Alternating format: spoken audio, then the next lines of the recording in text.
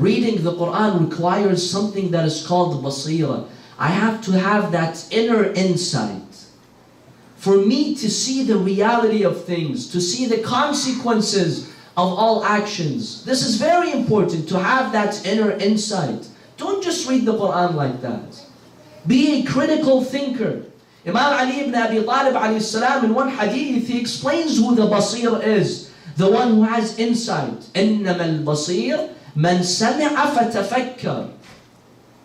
The one who has insight is the one when he listens, when he reads, he immediately begins to contemplate, begins to think.